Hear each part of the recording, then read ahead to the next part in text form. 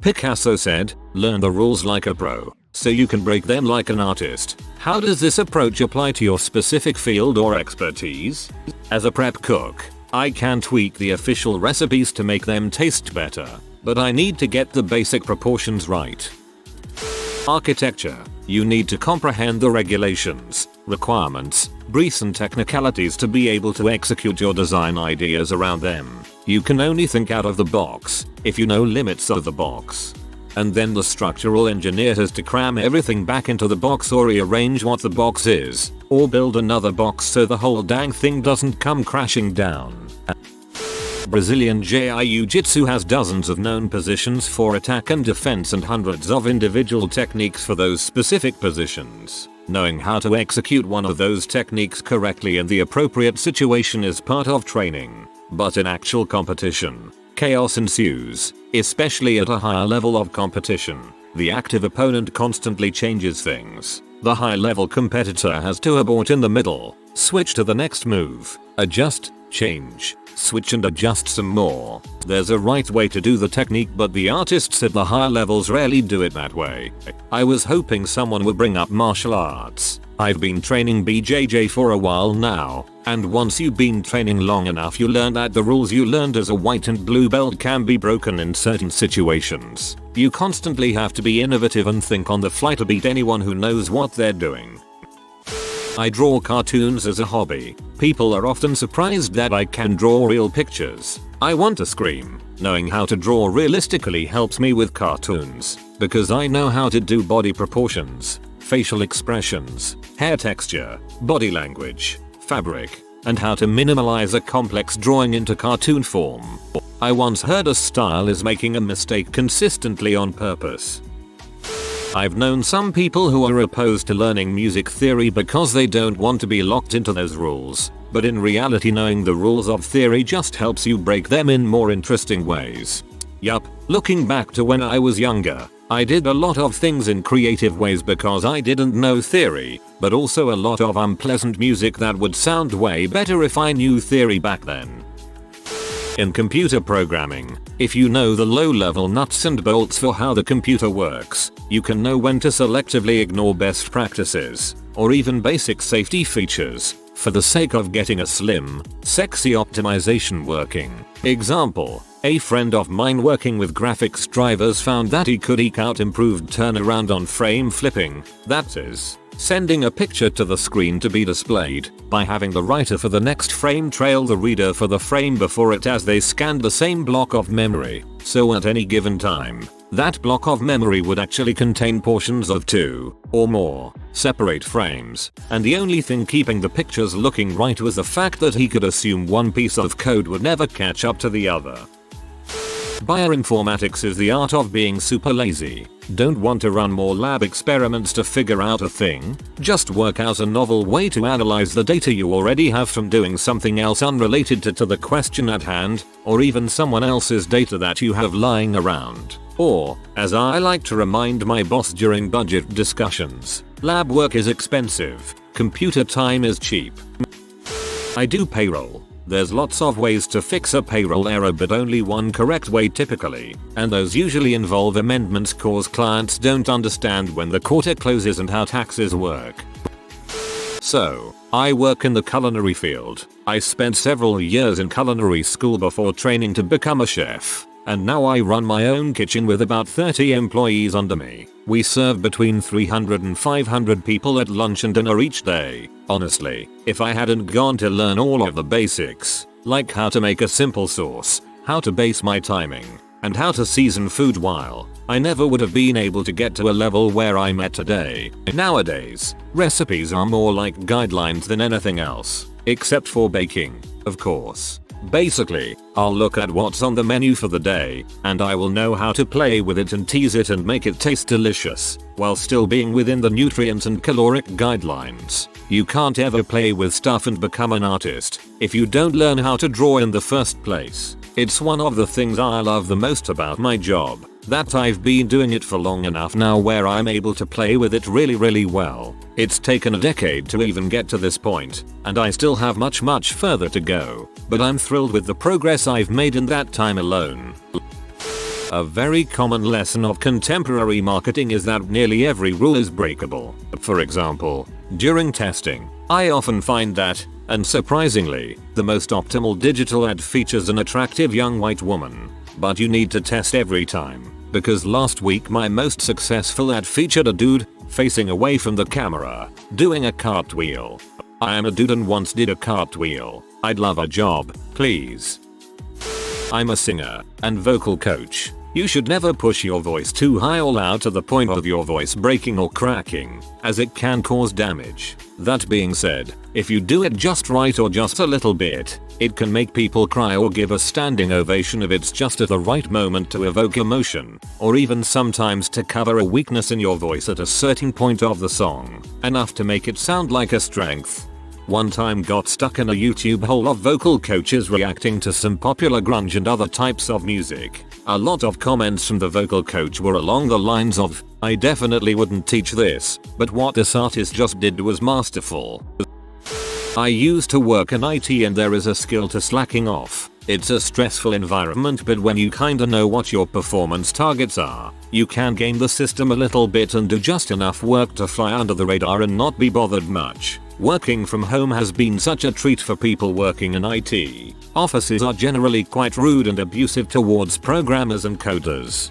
Depends on the environment. I've worked in software where the devs were the backbone of the company and highly respected. I was in sales and seen as dispensable. I've also worked in offices where the devs are treated like aliens. My sales position, however, was seen as more vital. Weird.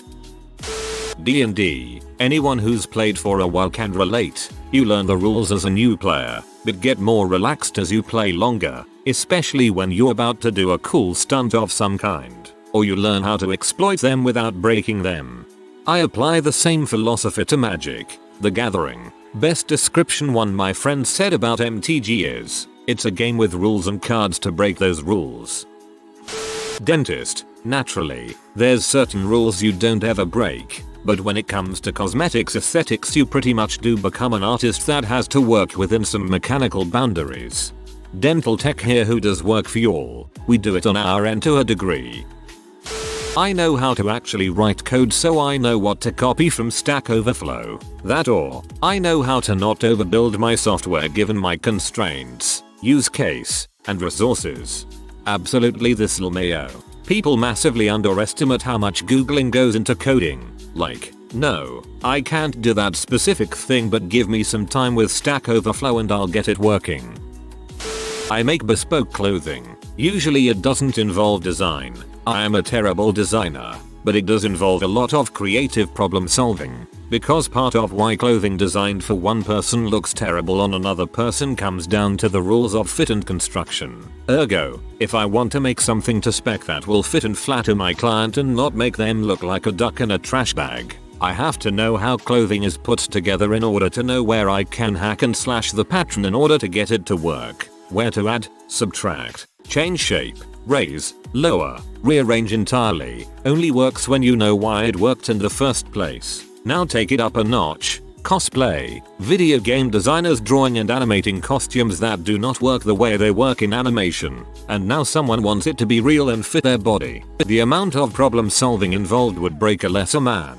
Now you're throwing not just the rules of making clothing into it, but the laws of physics. Knowing what will still work if you fiddle with it, and what will absolutely not work because the laws of physics sadly cannot be broken, is right up Picasso's alley. Can I dye plastic with RIT dye? Surprisingly, maybe. Can I dye wet look PVC vinyl? Absolutely not. Can I build this coat without having any visible stitching on the outside? Dang right I can. Can I make this skirt look like it's floating and also hide the zipper? Probably, but it's going to cost you. I used to have an alteration lady who tailored all my clothes, and she made me look fantastic and everything. Worth every cent. Then I moved cities and I've never found anyone as talented. Go to grad school. Become a professor. Now any idea you have or new methodology you want to implement is gonna be received with appreciation instead of a stick to the program. And it worked. I have been able to implement and experiment with a lot of new class styles in university. Working at a school, they always told me to stick to the methods the government suggests and do not experiment with new things, cause if it goes bad that means lost time. Oh man. I worked with lots of servers at my old job. Very big company. My title was system administrator, but what I actually did was far from it. I was more on the software side for a very specific program. Most of the work orders we got was to set this program up, something we've done a million times. So some people would take their time with those work orders and say it took them 10 minutes to complete one, which in all fairness was a good baseline. You could do one server in a few minutes, but most requests had like 3 servers. I made scripts to automate my work, so one server would take me 10 seconds depending on the network. I abused my scripts. I was by far the laziest person there, but I did 90% of the work. They loved me. Well, like all giant tech companies, they laid off like 100k people. There was like 450k people working at the company, and this was pre-COVID. And so my workload increased significantly. Not only did the amount of work request increase, but we also had to learn a new product, one that works with our program. One of our biggest accounts threw work orders at us that had hundreds of servers on a single request. Not only was that annoying, but onboarding for this account took half a year. There was only 2 people on the account at the time, so we were getting buried in work. I ended up making my pride and joy script. This script not only did all the work with our original scope of work, but it also did all the work for the new product as well. When I coded that script, I made sure to add how long it took to complete the work. I think on average it was like 7 minutes from start to finish for one work order, whereas without automation, it would take the whole week, if not longer. I only did it so I wouldn't have to work as hard. I had it down to a science. I would wake up at 5, log into my work computer at 6, crank the volume, right click the screen. Worked on Linux. Right clicking would prevent the screensaver from coming up, locking my computer and showing me as away, and went back to bed. If anyone pinged me, I could hear it. I would usually wake up and actually look at emails around 10. Frick that place. Work smarter, not harder, people. The IT field in general is just a massive competition to see who can do the least work and not pee off the end users or management. I think I do pretty good if the frequency of additions to my comment history over the past 2 days between 8 AM and 5 PM says anything.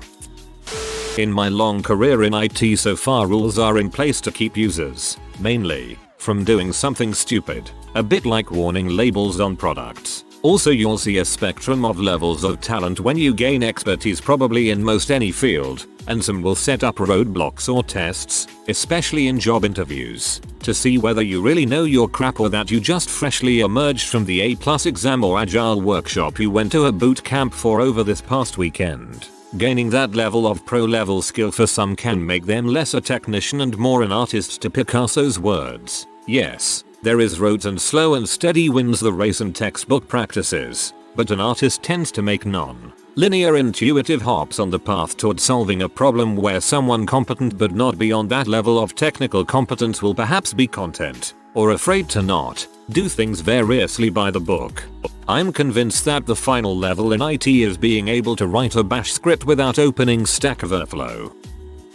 Most fluid mechanics problems are too complex to solve for real applications, so you have to know the physics like the back of your hand to make assumptions or apply empirical equations appropriately. Same goes for most engineering. Frictionless pipe FTW. Sci-fluid mech was great.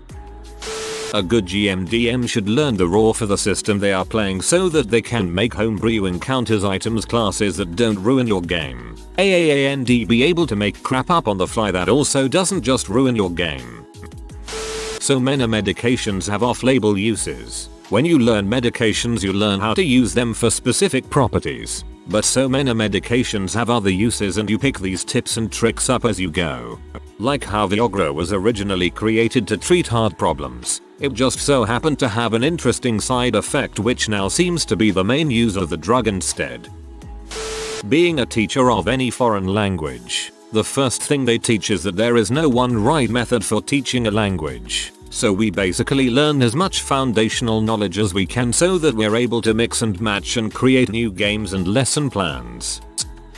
I'm a high school physics teacher, and I've found that when you're training because your mentors teach you based on their experience, you find that a lot of their rules don't apply and a lot of teaching staples are complete nonsense. For example, teachers swear by the idea that you should have a red amber green level system to your questions, so the weak kids can do red and the top tier kids do green. But why should the weak kids do red? Why can't they do amber? What do I need to do as a teacher to get them doing green? And it's almost like saying you're not smart enough to do the top stuff. Another example is learning styles. Research shows that the idea that people are visual or kinesthetic learners is balls, but 91% of teachers, or something similar, believe in it, when actually it's not true, and you do more harm because children believe that's the only way they'll learn. TDLR. Teaching.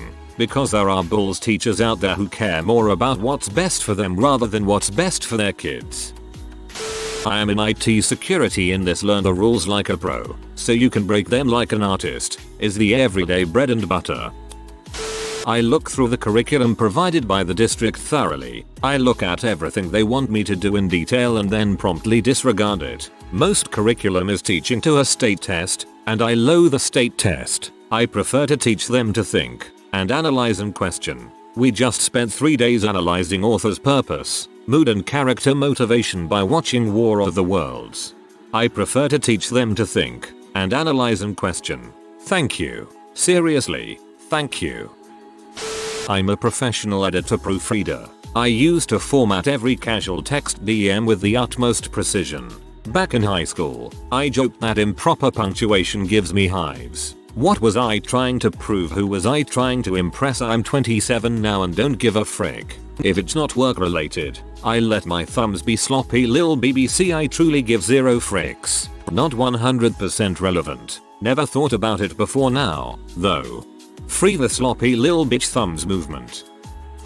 As a former musician who teetered on the edge of experimental music, this always got me. One band I was in had like 10 members at any given point, so we'd have to recruit horn players all the time from the local prestigious college music program. Some of them would come screeching and skonking their free jazz craziness but could not hold down a fat horn pocket to save their lives. We would always look at each other and wonder, how did these kids skip from jazz standards to Miles Davis without learning the basics of how when to play? The old man in the band always said, I hate the rules too, but you have to know them before you can break them. In competitive Super Smash Bros there are some things that are generally too aggressive and unsafe, but at a certain point it can be a good mix up for the opponent, who will say something like, I can't believe they would go for that, or I can't believe he did that 4 times in a row. Did he just walk up and... I'm a writer. Contrary to what most folks on the internet would tell you, how you write is incredibly important. In fact, the way in which something is written often matters more than the content of the words themselves. Consider the following sentence. Steve looked into the restaurant and saw a man devouring chicken. With the inclusion of a single hyphen, we get something completely different. Steve looked into the restaurant and saw a man devouring chicken. That's just one example. Here's another. His eyes went wide. Come on, people, he shouted. If we omit that vocative comma, which so many people do, we get this. His eyes went wide. Come on people, he shouted. As you can see, that single comma prevented quite a mess. You get the point by now. It's absolutely essential to know the fundamental rules which govern the written word. Unfortunately, you have to already know them before you can appreciate why they're so important, meaning that many folks never bother to learn them and never get the full benefit from whatever they read. After all, a lot of those rules seem contradictory or confusing on the surface, and many people feel like they have better things to do than figure out why it isn't actually an exception to the mandate about possessive apostrophes. Here's the thing, though. Once a person is an absolutely perfect writer, they can make use of language's inherent nuances and eccentricities to great effect. One of my favorite examples of this showed up in Douglas Adams' The Hitchhiker's Guide to the Galaxy. It's unpleasantly like being drunk. What's so unpleasant about being drunk? You ask a glass of water. Put another way, a bad writer can describe a man devouring chicken. A good writer can describe a man devouring chicken. And a good writer who's intentionally channeling a bad one can describe a man being drunk. I'll let you decide what role the chicken played in that last clause. TL. DR. There's a stark difference between bad writing and bad writing. Yeah, definitely. An English teacher in early high school, late middle school, age 12ish for those non-Americans, once that you have to learn the rules of writing, i.e. grammar and spelling, before you can break them, and I've mostly found that to be pretty accurate. If you don't learn how to write properly, you don't have the skills necessary to break the rules effectively. More like an hobby, but it works for competitive Pokemon. If you can understand what would be the best course of action, and you are aware your opponent does too, you can plan on how to make a suboptimal, yet unexpected move and win the match by making seemingly bad plays. Interestingly, this also causes pros to make some interesting flubs when they play against beginners, until they realize they're challenging a beginner and adjust accordingly. Music theory composition. Music majors will spend 2 years in music theory classes and typically another year in orchestration or form and analysis, all to just analyze pieces by Bach and these other great composers where they literally don't follow any of the rules. Can't have parallel fifths? Bach does. Can't use tritones in operatic songs? Wagner does with a Tristan chord. Shouldn't use dissonant melodies or 12-tone methods? Let me introduce you to Stravinsky and Schoenberg. Music theory is a lie. I haven't measured anything I've cooked for a few years now. I have a general idea of how much a tablespoon cup etc is and just eyeball it. Haven't had a single complaint. Please, aspiring cooks, measure your baking ingredients until you know what you're doing. It's the same principle in cooking. Learn the basics to make stuff taste good. Learn how to cut an onion and sear a steak. Broaden your ability with various styles until you're comfortable with it. When you can do Italian, French, Vietnamese, BBQ, Mexican, Indian, egg to the point where everyone is always happy, then start screwing around with things and come up with your own recipes. It's real rewarding to have things unique to you that people rave about, especially when you are making a living off it. Source: I make people food professionally. Know what customer service is to the highest degree so that when a customer is a complete dong, you can be a dong back and not get fired. Pretty much everyone who learns music theory and composes themselves uses this motto. Even learning the history of music follows this. For example, whilst Bach did not create rules for himself, he composed in such a way that became the standard for his era. Debussy took all of those rules and the composers before him and stuck 2 fat middle fingers to it. He doesn't follow many rules. Heck, he didn't even like his music to be called music because he felt he was so above with his genius. A little arrogant, but I think Picasso would be proud. I work at an overdose prevention site, and for those who don't know, it's exactly what it sounds like, a site people can go do drugs at, and if they overdose we revive them using Narcan. With that being said, a million policies are in place so these sites can exist. Most people hate drug users and don't understand addiction is really just a side effect of the first world. Not that it doesn't exist in other countries, just significantly less. And Western societies are actually quite robotic and industrial. It makes sense why some people are on drugs. Anyways, half the time the people who work at these places come from their own experience, so when you're reviving life after life and breaking policy to meet the needs of other people, you kind of come to this thorough understanding that we are all just insignificant specks experiencing profoundly significant moments. And as someone who won't be remembered and works through an industry made up of policies, my only real goal in life is to support the complex and fluctuating process of the human experience. That's beautifully breaking the rules to me, I suppose. I'm a recovery support specialist recovery coach. This means I have lived with the issues that face my people, so I guess in a way that's breaking rules right there, because professionals are not taught how to share their story, and sharing your story is an art form. I learned the rules of professional behavior: keep yourself to yourself, don't get personal, keep your distance, and then I do the opposite. I have boundaries. I have a code of ethics. I have professional standards. I get to show heart, empathy and understanding to people going through it because I lived it too. For math, I can say that one should learn the basics, but you need to be creative and clever. Think outside the box maybe, to be successful in both academia or related fields, because the rules they teach at school are mostly mediocre but are kept in course for pedagogical reasons. So to be great at any field of math, you need to explore the field yourself a lot. If you are new to the channel, you can subscribe. I publish new videos every day. Until then, check another video.